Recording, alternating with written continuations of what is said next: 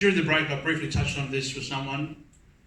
The sovereign Yidindji government has been around for more than 10 years, let's say.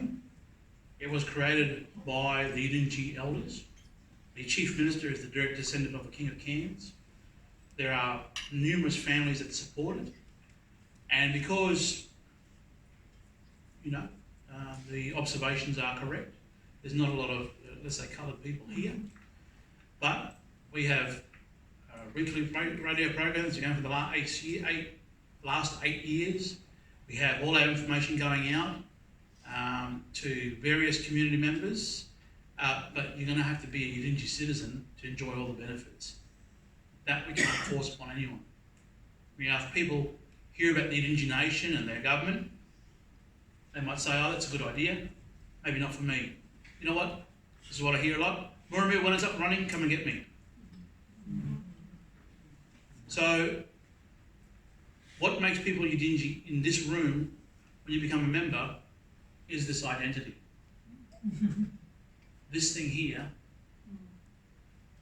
was created by the Yidindji nation, the Yidindji society, the descendants, the bloodline hereditary. They don't have to be at this meeting. But I would love to see more here, yes, that's right. But, one, they may not afford it. They couldn't maybe not afford it. Maybe they're looking after children, grandparents. Maybe they're working to make ends meet. Maybe they're running their own businesses and they're happy with that. So yes, representation is important, but this is 100% Yidindji. And I'm not looking at the skin colour here. Okay? That's really important to remember, because I had the same thing with the Chamber of Commerce. Will Indigenous people get more preferences inside the Yidindji Chamber of Commerce? No. You've got to be part of it. Be part of this. In the other world, they've had those introductions to make it a bit more fair. Here, it's a fair go for everybody. That's what the elders told me to do. Okay? Now, there will be a lot of Indigenous people here in the future, but you guys are going to have to get the ball rolling. And I thank you for that, because your presence is really important. It's not just about, let's say, tax concessions or making money.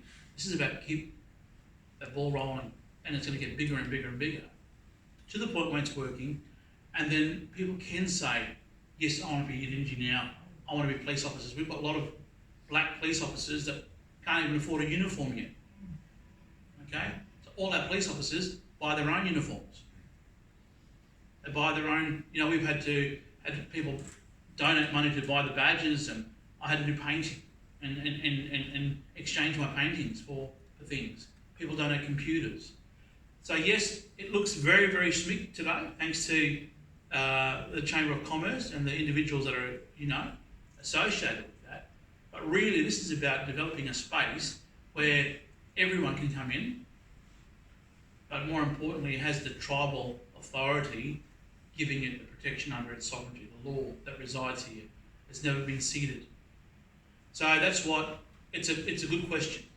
But if I can put that for you today, there might be even Yidindji people that don't even support what we're doing, and that's okay.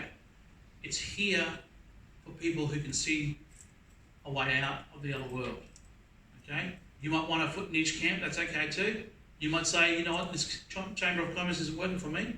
Here's your stuff back, I'm going to go back to Australia. And that's all right. We're not going to force anyone here to be here or not be here. It's open, always was, always will be. But it really comes down to what do people want in the future. You want to just copy and paste what happens out there? Everyone gets rich in the room and then don't talk to the guy on the street or ignore the homeless. So I don't think so.